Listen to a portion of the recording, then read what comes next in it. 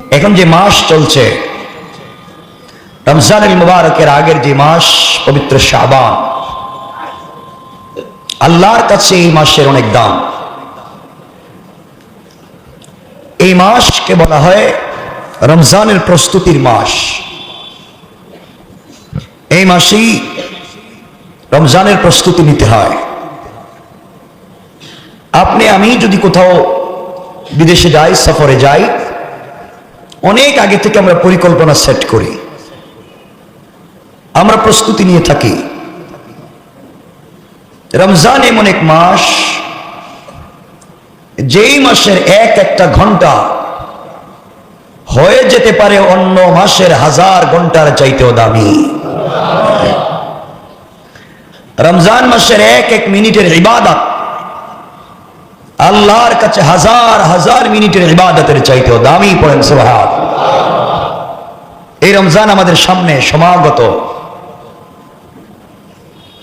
রমজানের কদর করতে হবে। আমাদের মনে হয় আমরা আরো একটা অথবা 2টা জুমা পাবো রমজানের আগে। আমরা আরো কিছু রমজানের প্রস্তুতি নিয়ে কথা বলবো। শাবান অনেক দামি মাস। রাসূল পাক সাল্লাল্লাহু আলাইহি ওয়াসাল্লাম এই মাসে বেশি বেশি রোজা রাখতেন, অনেক বেশি ইবাদত করতেন, মানুষকে অনেক বেশি দান খায়রাত সাদাকা করতেন। আমরা পারবো? বলেন ইনশাআল্লাহ। এই মাসে কয়েকগুলা কাজ আমাদেরকে শুরু করতে হবে পরিকল্পনার জন্য। এই মাসে ফরজ সালাতের পাশাপাশি 1 নাম্বার বেশি বেশি নফল সালাত করতে হবে ইনশাআল্লাহ। রাসূল বলেছেন, কেউ যদি শাবান মাসে ফরজ সালাতের পাশাপাশি নফল সালাতকে গুরুত্ব দেয়, আল্লাহ তাআলা তার সওয়াবকে ফরজের মতো করে হয়তোবা তাকে কবুল করে মাফ করে দিবেন। তাহলে আমরা চেষ্টা করব প্রত্যেক ফরজ সালাতের সাথে সাথে 2 রাকাত 4 রাকাত নফল সালাত করতে। বলেন ইনশাআল্লাহ। কয়টা বলছি? 1। কত নাম্বার? কি করতে হবে? ফরজ নামাজের পাশাপাশি নফল নামাজ পড়ব, নফল ইবাদত করব, বেশি বেশি করে নফল জিকির করব, তাসবিহ পড়ব, এগুলো আমরা করতে থাকবো। তাহলে অর্থ দাঁড়াবে কি, যে রমজান যখন শুরু হবে তখন আমরা রমজানে বেশি বেশি করে ইবাদত করতে পারবো, আমাদের কষ্ট হবে না ইনশাআল্লাহ। বলেন কি করতে হবে? বেশি বেশি করে ফরজ সালাতের পাশাপাশি নফল সালাত। 2, বেশি বেশি করে নফল রোজা রাখবো। এই মাসে রাসূল পাক সাল্লাল্লাহু আলাইহি ওয়াসাল্লাম অনেক বেশি রোজা রাখতেন। আপনি আমিও যদি বেশি বেশি রোজা রাখি, তাহলে আল্লাহ তাআলা এই নফল রোজার ওসিলায়, কারণ বান্দার সামনে ফরজ রোজা রাখবে, এই জন্য নফল দিয়ে শুরু করেছি, আল্লাহ কবুল করে আমাদের পুরা জিন্দেগীর গুনাহকে মাফ করে দিবেন। পড়েন সুবহানাল্লাহ। তাহলে 2 নাম্বার কি করব? নফল রোজা রাখবো। 3 নাম্বার, আমরা যারা যাকাত দিয়ে থাকবো, আমরা যাকাত দিয়ে দিতে পারি এই মাসে। কিন্তু আপনারা যাকাত দেন কখন? রমজানের শেষ দিকে। যারা জ্ঞানী বুদ্ধিজীবী, যাদের বুদ্ধি আছে, তারা এই মাসে যাকাত দেয়। কেন বললাম? কারণ আপনার যাকাত তো ধনী মানুষ নিবে না, যাকাত নিবে গরিব মানুষ, ঠিক না? আপনি যদি তাকে এই মাসে যাকাত দিয়ে দেন, তাহলে সেই যাকাতের পয়সা দিয়ে ইফতার কিনবে, সেহরি কিনবে, সে রোজা রাখবে আপনার যাকাতের পয়সায়, সে সেহরি খাবে আপনার যাকাতের পয়সায়, সে ইফতার করবে আপনার যাকাতের পয়সায়, সে বাচ্চা কাচ্চা নিয়ে রমজান কাটাবে আপনার যাকাতের পয়সায়। আর আপনি যে সওয়াব পাইতেন তার 70 থেকে 300 গুণ আল্লাহ তাআলা বাড়াইয়া দিবেন। সুবহানাল্লাহ। এই জন্য এই মাসে যাকাত দেওয়ার চেষ্টা করেন, কারণ আপনার যাকাত নিয়ে গরিব মানুষেরা, অনেক গরিব আছে, হয়তো রোজা রাখতে পারবে না, 8-10 ঘন্টা রিক্সা চালাতে হবে, সারাদিন কাজ করতে হবে, বাচ্চা কাচ্চাকে নিয়ে খাইতে হবে। আপনি যদি তাকে যাকাত দিয়ে দেন, তাহলে মনে শান্তি পাবে যে আমাকে এই মাসে বেশি কষ্ট করতে হবে না, আমার তো খাবার আছে। এই যে তার দিলে শান্তি নিয়ে রোজা রাখবে, সে এইভাবে যতদিন পর্যন্ত শ্বাস ফেলবে প্রত্যেকটা শ্বাসে আল্লাহ আপনাকে সওয়াব দান করবেন। এজন্য আমরা চেষ্টা করব এই মাসে যাকাত দেওয়ার, ইনশাআল্লাহ গরিবদেরকে সহযোগিতা করবার। আপনি মনে রাখবেন, মেহমান ছাড়া না খাওয়া এটা উত্তম না, মেহমান সহ খাওয়া সুন্নাত। অনেক আম্বিয়া কেরাম ছিলেন মেহমান না পাইলে খাইতেন না। এর মধ্যে একজন পয়গম্বরের নাম পয়গম্বর ইব্রাহিম আলাইহিস সালাতু ওয়াস সালাম। তিনি কোনোদিনও খাবার খাননি মেহমান ছাড়া। না সুবহানাল্লাহ দরকার নেই, কেমন? কারণ হইছে আপনারা তো মেহমান দেখলে তো খাবার বন্ধ করে দিবেন, বলে আমাদের আজকে রোজা সব, ঠিক না? হ্যাঁ, ইব্রাহিম আলাইহিস সালাতু ওয়াস সালাম একদিন খাবার খেতে বসেছেন, মেহমান নাই। 1-2 ঘন্টা বসতে বসতে খাবার নেই, মেহমান নাই, রাস্তায় বাইরেছে। ফেরেশতারা আল্লাহর কাছে বলছে, আল্লাহ তোমার ইব্রাহিম যে ভাব ধরছে মেহমান ছাড়া খায় না, এটা আপনারা দেখাইতেছে। যখন দেখবো কোনো মেহমান নাই, দেখবেন হে নিজে নিজে খায় বলে। আল্লাহ বললেন, আমি ইব্রাহিমকে হানিফ মিল্লাতে আবিকুম ইব্রাহিম ওয়া সাম্মাকুমুল মুসলিমিন, ইব্রাহিমকে মিল্লাতের হানিফ বানিয়েছি, মিল্লাতের পিতা বানিয়েছি, তার পুরো জাতিকে মুসলিম বলে স্বীকৃতি দিয়েছি। তুমি এভাবে বললা? আল্লাহ বলেন তাহলে পরীক্ষা করো। আল্লাহ রাব্বুল ইজ্জত ওয়াল জালাল এই কথা বলবার পরে কয়েকজন ফেরেশতা আল্লাহর কাছ থেকে অনুমতি নিয়ে রাস্তায় বসে আছেন, ইব্রাহিমকে পরীক্ষা করবার জন্য বসে আছেন। ইব্রাহিম যখন মেহমান পাইলেন না, খাবার রেখে দিয়ে তিনি রাস্তায় বাইরে হইলেন। যারে পায় তারে বলে, ভাই তুমি আমার সাথে আসো খাও। মানুষ বলেন ইব্রাহিম তো ভালো ছিল, আজকে কেমনি পাগল হয়ে গেল। কিছুক্ষণ পরে তাকিয়ে দেখলেন 3 জন অপরিচিত লোক আসতেছেন, সালাম দিলেন, তারাও সালাম দিলেন। ইব্রাহিম আলাইহিস সালাম বলছেন, আপনাদেরকে দেখে তো চিনতে পারলাম না, আপনাদেরকে চিনতে পারিনি, চেহারা সুরতে মনে হয় আজকে পর্যন্ত আপনাদেরকে কোনোদিন দেখি নাই। চলেন না, আপনাদের কি খিদে লাগছে নাকি? তারাও মাথা নাড়িয়ে সায় দিল। ইব্রাহিম 3 জনকে সাথে নিয়ে খাবার খেতে বসলেন, সবাইকে নিয়ে খাবার খেতে বসলেন। সবার সামনে খাবার দিলেন, সুন্নত মতো আগে খাবার দিলেন, খাও। নিজেও বসলেন, সবাইকে নিয়ে প্লেটে বসলেন। এখন সবাই শুধু গল্প বলে, কেউ তো খাবার খায় না। ইব্রাহিম বলছেন, খবরদার, আর গল্প শুনতে চাই না, এবার খাবার খাও। তারা বলল, ইব্রাহিম আপনি খান, শুরু করেন। ইব্রাহিম বলেন, আমার জিন্দগিতে মেহমানকে রেখে দিয়ে আগে কোনোদিন খাবার খাই নাই, আপনাদেরকে খাওয়া লাগবে। শেষ পর্যন্ত দেখলেন ইব্রাহিম তারা খায় না, উঠলেন, জুড়ে ধরছেন, হাতে জাতা মারি, খাওয়া লাগবে, হাত তুলতে পারবো না, খাই তুইব। এরা শেষ পর্যন্ত দেখলো ইব্রাহিম জোর জবরদস্তি করে মুখে উঠাইয়া দিবেন। এমন সময় তারা 3 জন পরিচয় নিয়ে বলছেন, ও পয়গম্বর ইব্রাহিম, আমরা দুনিয়ার সাধারণ কোনো মেহমান না, তোমাকে পরীক্ষা করবার জন্য এসেছি। আমরা আল্লাহর রহমতের ফেরেশতা, দুনিয়ার কোনো খাবার গ্রহণ করি না। আমরা দেখতে চাইলাম আপনি আল্লাহকে কতটুকু ভালোবেসে মেহমানদেরকে নিয়ে খাবার খেতে চান, দেখতে চাইলাম। এই জন্য ও ইব্রাহিম, তুমি আমার খাবার খাও। আল্লাহ সালাম দিয়েছে আর বলে দিয়েছে, ইব্রাহিমের উপরে আমি খুশি, ইব্রাহিম যেন খাবার গ্রহণ করে। আল্লাহ রাব্বুল ইজ্জত ওয়াল জালালকে জানাইয়া দিয়েছেন, ইব্রাহিম আল্লাহ তাআলা আপনি খুশি, এতে সন্দেহ নাই, আমিও খুশি, কিন্তু আমি কখনো মেহমান ছাড়া খাবার মুখে দিতে পারি না। আল্লাহু আকবার। এজন্য আমরা চেষ্টা করবো এই মাসে যাকাত দিয়ে মানুষকে সহযোগিতা করবার। মানুষ তো খাবে, রোজা রাখবে, বাচ্চাদেরকে নিয়ে খাওয়াবে, আর সওয়াব হবে আমাদের ইনশাআল্লাহ। এরপরে এই মাস থেকে আমরা রমজানের হিসাব শুরু করে দিব। কি শুরু করে দিব? আর কয়দিন বাকি আছে? কয়দিন, কয় ঘন্টা, কয় মিনিট, কয় সেকেন্ড পরে আমরা সেহরি খাবো? কয়দিন, কয় ঘন্টা, কয় সেকেন্ড পরে আমরা তারাবিহের নামাজ পড়বো? আল্লাহ রাসূল বলেছেন, এইভাবে যদি কেউ রমজানকে পরিকল্পনা করে, রমজানকে নিয়ে এইভাবে সে প্রস্তুতির জন্য রমজানের দিনক্ষণ হিসাব শুরু করে দেয়, প্রত্যেকটা হিসাবে আমি তার জন্য সওয়াবের ব্যবস্থা করে দিলাম।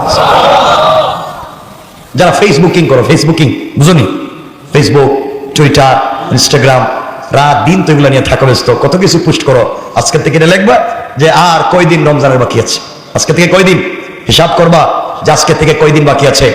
একবার একটা স্ট্যাটাস দিলেই হবে, প্রতিদিন শুধু এটারে কি করবা? আপডেট করবা। এডিট করবা, সব ঠিক, শুধু তারিখ পাল্টাবো, ঠিক আছে না? এটা ঠিক কিনা ইনশাল্লাহ জোরে কও। যারা এগুলো করো তাইলে বোঝা গেল তোমার বন্ধু বান্ধব যারা আছে এরা দেখবে এই ছেলেটা প্রতিদিন রমজানের পুষ দেয়, এই যে তোমার ভিতরে একটা আবেগ জন্ম নিবে, অনেকের ভিতরে তোমাকে নিয়ে আবেগ জন্ম নিবে, কাজ করবে, সবাই এটা দেখে দেখে শুরু করবে, হয়তো এর মাধ্যমে অনেকের কাছে দাওয়াত পৌঁছে যাবে আর তুমি সওয়াব পেয়ে যাবে। সুবহানাল্লাহ বলেন। কত কিছুই তো আপনারা লেখেন, এটা শুরু করতে পারেন। কয়দিন, কয় ঘন্টা, কয় মিনিট বাকি আছে ইনশাল্লাহ। এরপরে 5 নম্বর, রমজানের আপনারা একটা প্ল্যান শুরু করেন, রমজানের আমল করার জন্য এই মাস থেকে প্রস্তুতি শুরু করেন। রমজানের আমলের আমি প্রথম 10 দিন কেমনে কাটাবো, মধ্যখানের 10 দিন কেমনে কাটাবো, শেষ 10 দিন কেমনে কাটাবো, এইবার আমি কত খতম কোরআন শরীফ পড়বো, এইবার আমি কত লক্ষ দুরূদ শরীফ পড়বো, ইস্তেগফার করব, এইবার প্রতিদিন কত রাকাত এক্সট্রা নফল নামাজ পড়বো, এইবার প্রতিদিন আমি কয় টাকা আল্লাহর রাস্তায় দান করব, এবার কতদিন প্রতিদিন কয়জন অসহায়কে সহযোগিতা করব। এইভাবে যদি প্রস্তুতি নিতে পারেন, রব বলেন বান্দার দিলে যখন এমন প্রস্তুতি তৈরি হয়ে যাবে, আমি আমার বান্দার জন্য জান্নাতকে প্রস্তুত করে রেখে দেওয়ার। এই জন্য রমজানকে এইভাবে প্রস্তুতি গ্রহণ করুন আজকে, এই মাস থেকেই, যে আমি প্রথম 10 দিন কেমনে কাটাবো, শেষ 10 দিন কেমনে কাটাবো, মাঝখানের 10 দিন কেমনে কাটাবো, কেমনে চলবো। আমি ইফতার করব একা নয়, কাউকে নিয়ে করব, কাউকে সাথে রাখবো, এইভাবে নিয়ত করেন ইনশাল্লাহ। এটা হচ্ছে রমজানের প্রস্তুতি, এই মাসের কাজ। কয়টা বলছি? হ্যাঁ, 5টা। 6 নম্বর, রমজানকে নিয়ে একটি চমৎকার পরিকল্পনা সাজা। আর একটু চমৎকার করে পরিকল্পনা কেমন হবে, যে এই রমজানে আমি আমার মৃত বাবার জন্য এই দোয়া করব, আমি আমার মৃত মায়ের জন্য এই দোয়া করব, আমি আমার জিন্দগিতে প্রতিষ্ঠিত হতে পারতেছি না, এই রমজানই আমার প্রতিষ্ঠিত হওয়ার, হয়তো আমি আর জিন্দগিতে রমজান পাবো না, এটি আমার শেষ রমজান, আমার টার্গেট একটাই, রমজানে তো আল্লাহ কথা শুনবেনি, আমার চাকরি হয় না, এই মাসে চাকরি নিয়েই ছাড়বো, আল্লাহর এমন ভাবে কনভিন্স করবো তিনি যেন রমজানের পরে আমার চাকরির ব্যবস্থা করে দেন, পরীক্ষাটা ভালো করাইয়া দেন, আমার সুস্থতা দান করেন, রিজিকটা বাড়াইয়া দেন, বাচ্চা কাচ্চা পাইন একটা ব্যবস্থা হবে, এইভাবে মাথায় একটা ব্রেইন একটা চিন্তা নিয়ে আসেন, এই রমজানে আল্লাহর কাছ থেকে সব আদায় করে ছাড়বো ইনশাল্লাহ। ইনশাল্লাহ বলেন না কেন? ব্যবসা বাণিজ্য প্রবলেম হয়ে যাচ্ছে, এই মাসে আদায় করে ছাড়বো, বিদেশে যেতে চাচ্ছি হচ্ছে না, এই মাসে রবের কাছ থেকে আদায় করে ছাড়বো, অনেক পয়সার দরকার, রবের কাছ থেকে আদায় করে ছাড়বো, গুনাহ মাফ এই মাসে করাইয়াই ছাড়বো, আল্লাহর মকবুল বান্দা হয়েই ছাড়বো, রাসূলের প্রেমিক হয়েই ছাড়বো। এইভাবে পরিকল্পনা নেন। রব বলছেন বান্দা যখন আমাকে পাওয়ার জন্য পরিকল্পনা করে কাছাকাছি আসতে চায়, আমিও আমার বান্দার কাছাকাছি যেতে চাই। সুবহানাল্লাহ বলেন না? পারবো তো ইনশাল্লাহ? বলেন না ইনশাল্লাহ? প্রতিদিন চিন্তা করেন যে আমি 30টা দোয়া রেডি করে, ওইটা দোয়া প্রথম দিন কি দোয়া করবেন, 5 ওয়াক্ত নামাজে রেডি করে ফেল, যে আজকে সারাদিন এক দোয়া করবো, আল্লাহ আমার বাপকে মাফ করে দাও, এই একটাই সারাদিন। দ্বিতীয় দিন, আল্লাহ আমার মারে মাফ করে দাও। তৃতীয় দিন, আল্লাহ আমার আত্মীয় স্বজন যা আছে সবরে মাফ করে দাও। চতুর্থ দিন, যারা জিন্দা আছে সবরে হায়াত বাড়াইয়া দাও, সারাদিন একই দোয়া। পঞ্চম দিন, তুমি আমার পয়সাপাতি দাও, রিজিক দাও, ইজ্জত দাও, সম্মান দাও, হায়াত দাও, বরকত দাও, সুস্থতা দাও। আরেকদিন আল্লাহ আমার এইটা দাও, আরেকদিন আল্লাহ আমার এইটা দাও, আরেকদিন আল্লাহ আমার এইটা দাও। দিন শেষে বলবেন আল্লাহ কিচ্ছু চাই না, তুমি আমার হয়ে যাও, আমি তোমার হয়ে গেলাম। এই তো হয়ে গেল। পারবো না ইনশাল্লাহ? এইভাবে পরিকল্পনা সাজাও। আমি কত কথা বলবো, অনেক কথাই তো, এভাবে সাজাও, রমজানকে সাজাও, দেখবা তুমি সময় পাবা না। এই যে এখন ব্যস্ত তোমার মাথায় আসবে, আরে আমি না পরিকল্পনা করছি, আজকে জোর করে এটা করবো। সকালে সেহরি খেয়ে ঘুমাবেন, কয়টা ঘুম থেকে উঠবেন, ঘুম থেকে উঠে আপনি কি করবেন, এরপরে কি করবেন, জোহরের পরে কি করবেন, আসর মাগরিবের সময় কি করবেন, ইফতারের সময় কি দোয়া করবেন, কারণ রব ইফতারের সময় দোয়া কবুল করবেন। আপনি কি কি দোয়া করবেন ওই টাইমে রেডি করে রাখেন। এইভাবে পরিকল্পনা সাজান, রমজান কবুল হবে মানে 100% কবুল হবে ইনশাআল্লাহ। ইনশাআল্লাহ বলেন। আমরা তো বুঝি না কেমনি কি করতে হবে। ইনশাআল্লাহ। আর কত কথা। এরপরে 7 নম্বর, যদি কারো বিশেষ প্রয়োজনে বিগত বছরের রমজানের রোজা ছুটে গিয়ে থাকে, কাজা করতে চাচ্ছেন, এখনো করেননি, আগামী রমজান চলে আসছে, রমজানের আগে আগে এগুলো করে নেন। বিশেষ করে মায়েদেরকে, যারা এগুলো শুনবেন তাদেরকে বলছি, তাদের অনেকগুলা রোজা প্রায় কাজা হয়ে যায়, তারা এই রমজানের আগে এগুলা কাজা কমপ্লিট করে নেবেন। কয়টা বললাম? 7। কয়টা বলছি? 7। বলেন কয়টা? 7। 8 নম্বর, বেশি বেশি তওবা। বেশি বেশি বলেন, বেশি বেশি, বেশি বেশি নয়, নিজের পুরা দিনটাকে, পুরা টাইমটাকে এইভাবে আপনি তৈরি করবেন যেন আমার এই মাস, এই রমজান 100% আল্লাহ 24টা ঘন্টা এই মাস আমার কাছাকাছি আছেন, কাছাকাছি আছেন, সব কথা সব বিষয় তার সাথে শেয়ার করে করতেছি। এইভাবে নিয়ত করে আমরা শুরু করি, ইনশাআল্লাহ। পারবো তো ইনশাআল্লাহ? আল্লাহ কবুল করে বলেন আমিন। আরো জোরে বলেন আমিন। কেন বললাম? আল্লাহ অনেককে নিয়ামত দেয়, নিয়ামত ধরে রাখতে পারে না, অনেককেই দেয়। আপনি সুস্থ, কত বড় নিয়ামত দিছেন। আপনি কথা বলতে পারেন, কত বড় নিয়ামত আল্লাহ। যে কথা বলতে পারে না তারে জিজ্ঞাসা করেন জিন্দেগির কষ্ট কি। যে চোখে দেখে না তাকে বলেন জিন্দেগির কষ্ট কি। যে কানে শুনে না তাকে বলেন জিন্দেগির কষ্ট কি। আপনি 50,000 ইনকাম করেন, যেই বেচারা 10,000 টাকা ইনকাম করতে পারে না তাকে জিজ্ঞাসা করেন পরিবারের কষ্ট কি। আলহামদুলিল্লাহ বলেন। আল্লাহ আমাদেরকে এখনো ভালো রেখেছেন, আলহামদুলিল্লাহ। জোরে পড়েন আলহামদুলিল্লাহ। আল্লাহ অনেককে নিয়ামত দেন, কিন্তু নিয়ামত ধরে রাখতে পারে না। আফসোস হয় এই রমজানে, এই শাবানেও আল্লাহ যাদেরকে মাফ দিবেন না এর একদলের নাম হিংসুক। আমরা সবাই হিংসা করি না, কথা বলেন না? আওয়াজে মনে হইল খুব ভালো মানুষ আপনারা। হ্যাঁ, হিংসা করেন না, গীবত শিকায়াত করেন না, এলে মাফ পাওয়ার সম্ভাবনা নাই। এই পরিকল্পনা সব নষ্ট হয়ে যাইব যদি আপনার ভিতরে হিংসা থাকে। এজন্য হিংসা বাদ দিতে হবে, জোরে বলতে হবে, দিল থেকে হিংসা বাদ দিব তো ইনশাআল্লাহ। আমরা নিজে নিজে হিংসার আগুনে জ্বলি। দেখবেন আগে তো আজকেই বলেছি জুমায়, দুইজন একসাথে পড়ালেখা করছে, হয়তো একজন বড় হয়ে গেছে, একজন ছোট রয়েছে। সে দিলের ভিতরে হিংসা পুষেই রাখছে, শুধু তোমার বদনাম করে, শুধু তোমার সমালোচনা করে, দেশে বিদেশে তোমাকে কিভাবে ছোট করা যায় এই চিন্তায় ব্যস্ত। আল্লাহ যদি কাউকে কান ধরে বড় করতে চায়, আল্লাহ যদি কাউকে উপরে উঠিয়ে দিতে চায়, পুরো দুনিয়ার মানুষ তার পায়ে ধরে টানলেও নিচে নামাতে পারবে? পারবে? পারবে না।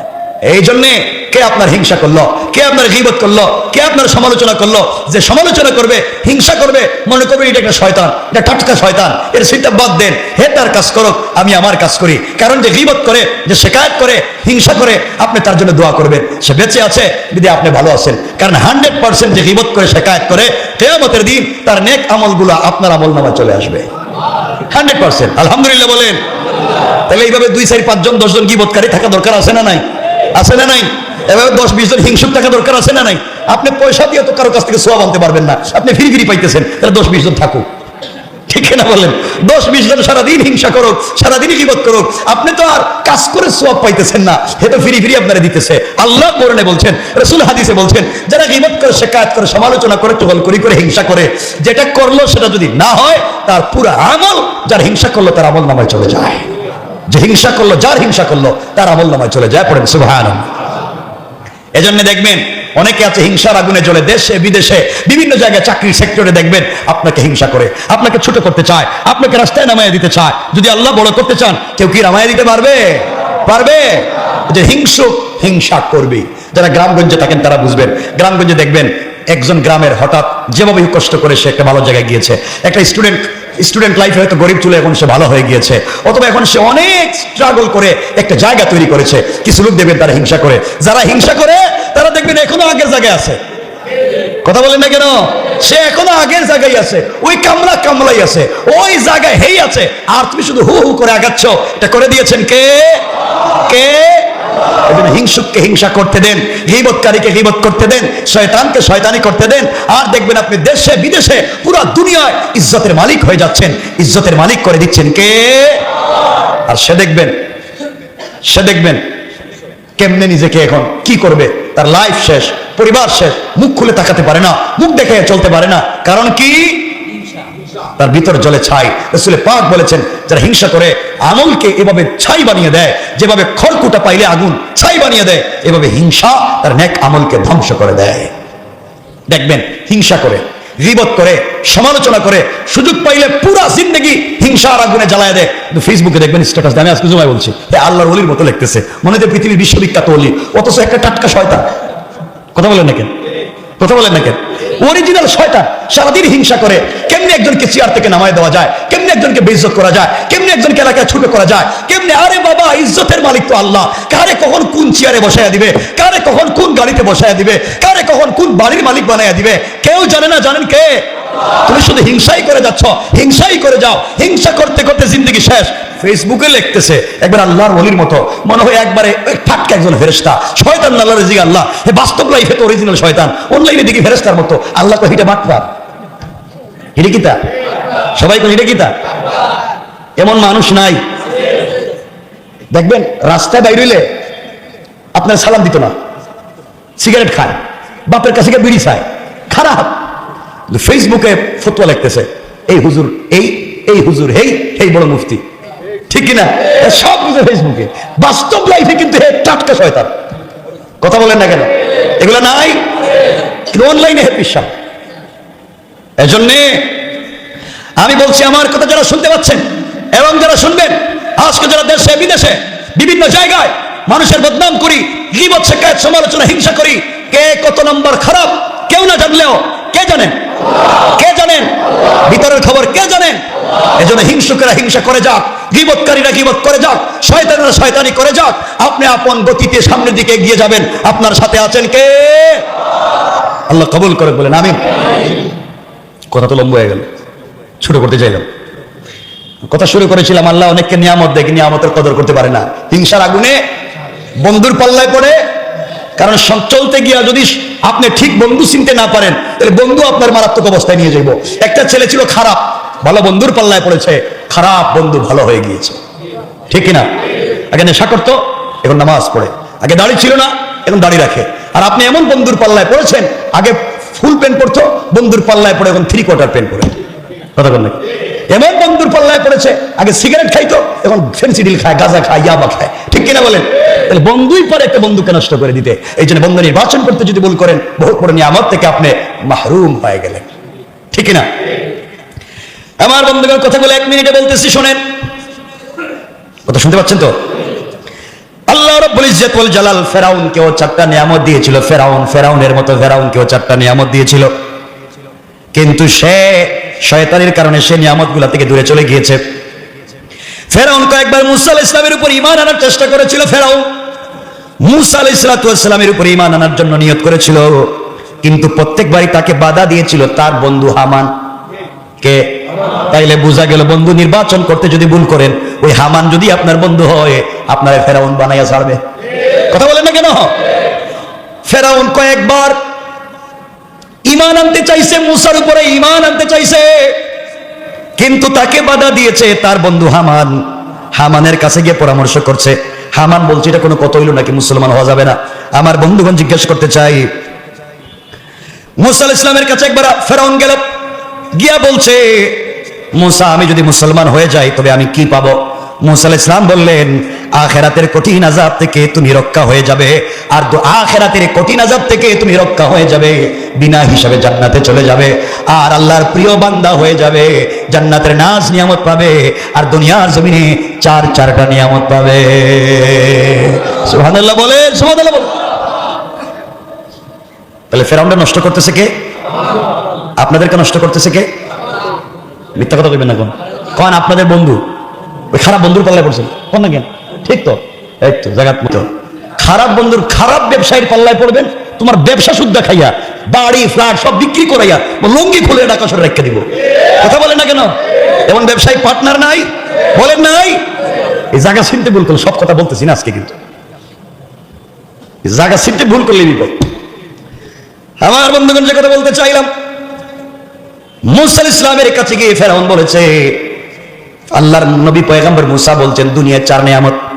1 নাম্বার, তুমি যদি কালেমা পড়ে মুসলমান হয়ে যাও ফেরাউন রে, আল্লাহ তোমাকে 1 নাম্বার যে নিয়ামত দিবে, তোমার হায়াতকে আল্লাহ তাআলা কিয়ামত পর্যন্ত বাড়াইয়া দিবে।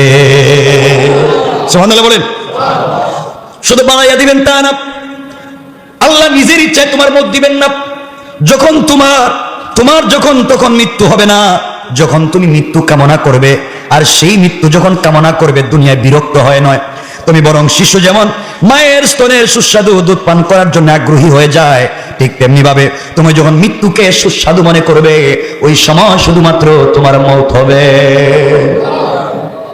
মুসা বলছেন, ফেরাউন রে, তোমার দুনিয়া ভালো লাগে না এই জন্য মরতে চাও, এটা নয়। ছোট বাচ্চা যেমন মায়ের স্তনের দুধ পেয়ে গেলে সে যেমন শান্ত হয়ে যায়, মৃত্যুটা তোমার কাছে যখন এমন শান্ত মনে হবে তখনই তোমার মৌত হবে। আল্লাহু আকবার বলেন। 2 নম্বর পুরস্কার নিয়ামত, কিয়ামত পর্যন্ত তোমার বাদশাহী, তোমার ক্ষমতা বহাল থাকবে। সুবহানাল্লাহ বলেন। কেউ তোমার বাদশাহীর বিরুদ্ধে শত্রুতা করবে না, কেউ তোমাকে সিংহাসনচ্যুত করতে পারবে না। তুমি কালিমা পড়ো, কিয়ামত পর্যন্ত তোমার সিংহাসনের গ্যারান্টি দিবেন আল্লাহ। আল্লাহু আকবার বলেন। কয়টা নিয়ামত? 3 নম্বর নিয়ামত, ও ফেরাউন, পুরো জিন্দেগি সর্বদা যুবক থাকবে, কিয়ামত পর্যন্ত তোমার বার্ধক্য হবে না। এটা কে না চায়? আপনারা চান না মনে? এটা তো ঔষধ খান করে। হ্যাঁ, এটা এই জোয়ান মানুষটা আমার খুব কাছে, শুধু জোয়ান হইতে চায়, বুড়ো হয়ে গেছে কিন্তু জোয়ান হইতে চায়, পয়সাপাতি আল্লাহ দিছে। আমার বন্ধুগণ, 3 নম্বর মুসা আলাইহিস সালাম বলছেন ফেরাউন, 3 নম্বর হলো সর্বদা যুবক থাকবা, কিয়ামত পর্যন্ত তোমার বার্ধক্য আসবে না। 4 নম্বর হলো সর্বদা সুস্থ থাকবা, কোনদিন তোমার অসুস্থতা হবে না। এই 4টা নিয়ামত যদি তুমি পাও, দুনিয়ায় তোমার আর কি চাই? আর কি চাই? দুনিয়ায় আমার মৃত্যু হবে না, দুনিয়ায় হায়াত বেড়ে যাবে, ক্ষমতা পেয়ে যাব, সর্বদা যুবক থাকবো, সর্বদা সুস্থ থাকবো। ফেরাউন বলছে মুসা, দেরি করবো না, মুসলমান হয়ে যাব। কিন্তু কারণ সারা জীবনের অভিজ্ঞতা থেকে বুঝতে পেরেছিল, ফেরাউন সারা জীবনের অভিজ্ঞতা থেকে বুঝছে মুসা কোনদিন মিথ্যা কথা বলে, কথা বলেন বলে। সুতরাং নিশ্চয় মুসা যা বলছে সব সত্য। বলছে ফেরাউন, বলছে মুসা 100% মুসলমান হয়ে যাব, একটু পরামর্শের সুযোগ দিন, তারপর মুসলমান হব। মুসা আলাইহিস সালাম বললেন, ও ফেরাউন, পুরো পৃথিবীর মানুষের সঙ্গে পরামর্শ করা আপত্তি নাই, কিন্তু তোমার শয়তান বন্ধু হামানের কাছে যাইও না। মুসা বুঝতে পারছেন, ওই বন্ধুর কাছে গেলে ঝামেলা হইবে। হামানের কাছে যাইও না, বাকি যার সঙ্গে যা পরামর্শ করো। ফেরাউন প্রথমে এই কথা শুনে গিয়েছে তার স্ত্রী হযরতে আসিয়ার কাছে পরামর্শের জন্য। আসিয়া বলছেন, আসিয়া তো একজন আল্লাহর ওলি, একজন কামেল ওলি। তিনি বলছেন, স্বামী ফেরাউন রে, তোমার কি সৌভাগ্য, আমার মন বলছে তোমার মতো সৌভাগ্য পৃথিবীর আর কারো নাই। তুমি মুসলমান হয়ে যাও, কিন্তু আরেকটা কথা, আমার সঙ্গে পরামর্শ করছো, বন্ধুর কাছে যাইও না। হেও জানে, বউও জানে এর বন্ধু কত নম্বরের খারাপ, কথা বলেন না কেন? সে যখন পরিপূর্ণ পাক্কা ইরাদা এই মুহূর্তে কালিমা পড়ে মুসলমান হওয়ার জন্য মুসা আলাইহিস সালামের বাড়িতে যাবে, কিছু দূর যাওয়ার পরে না আবার বন্ধুর কাছে যাই। এই শয়তান পাইছে, কিছু দূর যাওয়ার পরে না বন্ধুর কাছে যাই, একটু জিজ্ঞেস। সে যখন খবর পেল, হামান যখন খবর পেল মুসা আলাইহিস সালাম এই ফেরাউন কালিমা পড়বে, সে চলে যাচ্ছে, সেও রাস্তায় বাইরে হইল। ফেরাউনরে বন্ধু বন্ধু বলে ডাকতেছে। ফেরাউনরে যখন কলিজার বন্ধু ডাকছে, ফেরাউনের পিছন দিকে আসতে শুরু করলো। শুরু এসে ফেরাউনের সামনে হামান খোলা তরবারি নিয়া তরবারি রেখে দিয়ে বললো, আগে এই হামানের শিরচ্ছেদ করো। যে বন্ধু সারা জীবন বন্ধুত্ব করছে, এই হামানরে আগে 2 টুকরা করো।